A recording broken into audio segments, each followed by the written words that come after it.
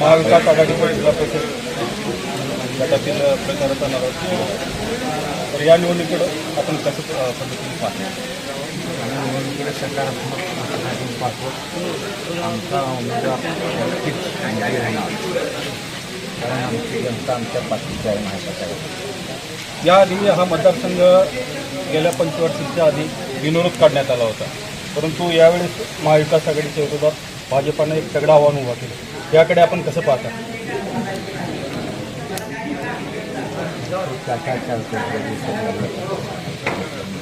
तुम्ही या निवडणुकीचं कसं पाहता? एक काळ तुम्ही बिनविरोध काढलेली आहे महाविकास आघाडीची, मग आता ही तगडं आव्हान उभा आहे तुमच्यासमोर. काँग्रेसची सीट असताना सुद्धा आम्ही विरोध काढण्याला नाराज नाही.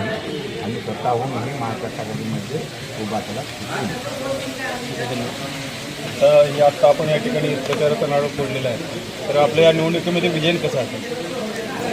मुळात आत्ताची ही जी निवडणूक आहे ती राष्ट्रीय काँग्रेस पक्ष आणि शिवसेना यांची तालुकाभरामध्ये आघाडी झाली आहे. त्या आघाडीच्या माध्यमातून धनशक्तीच्या विरोधात दिला जाणारा हा लढा तसा महाविकास आघाडीच्या माध्यमातून जो दिला जाणार आहे, सर्वसामान्य लोकांचं अस्तित्व टिकवण्यासाठीचा हा लढा आहे, सकारात्मक राजकारण करण्यासाठीचा हा लढा आहे, विकासाचं राजकारण करण्यासाठीचा हा लढा आहे, सर्वसामान्य लोकांना त्यांचं स्वातंत्र्य अबाधित ठेवण्यासाठीचा हा लढा आहे आणि सर्वसामान्य लोक जनशक्ती हे आमच्या पाठीशी आहे.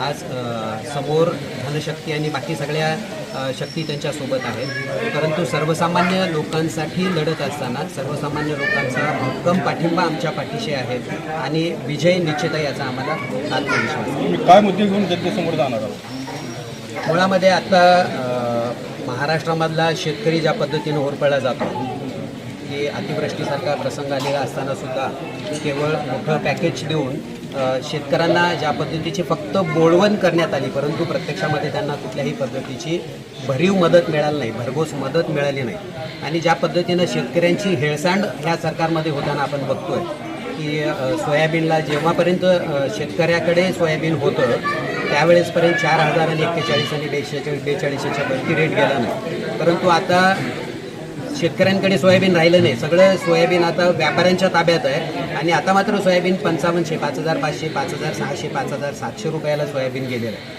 म्हणजे यातून हे स्पष्ट होतं आहे की हे जे सरकार आहे हे फक्त उद्योगपतींच्या हिताचा निर्णय घेणार आहे, व्यापाऱ्यांच्या हिताचा निर्णय घेणार आहे. गोरगरिबांची हेळसाट या सरकारमध्ये होते, शेतकऱ्यांची पिळवणूक या सरकारमध्ये होते आणि त्या विरोधात आम्ही लढा उभा करणार आहोत, त्या विरोधात आवाज आम्ही उठवला आहे आणि म्हणून आमच्यासोबत सर्वसामान्य जनता आमच्या पाठीशी आहे. आणि या निवडणुकीमध्ये आमचा मुख्य मुद्दा हाच आहे की ज्या पद्धतीनं महाराष्ट्रातला शेतकऱ्याला जगाचा पोशिंदा म्हणून आपण बघतो, या देशाचा पोशिंदा पालनकर्ता म्हणून आपण बघतो की शेतकरी अहोरात्र कष्ट करतोय, या देशातल्या करोडो लोकांचं पोट भरण्याचं काम शेतकरी करत आहे, परंतु त्या शेतकऱ्याचा कंबरडं मोडण्याचं काम आज या राज्य आणि केंद्र शासनाकडनं होतं आहे. या सर्वसामान्य लोकांना आधार मिळावा, त्यांच्या वतीनं आवाज उठवणारं एक नेतृत्व समोर असावं म्हणून आदरणीय रामदादांच्या नेतृत्वाखाली ही लढाई आंबूर जिल्हा परिषद गटातून आम्ही लढवू.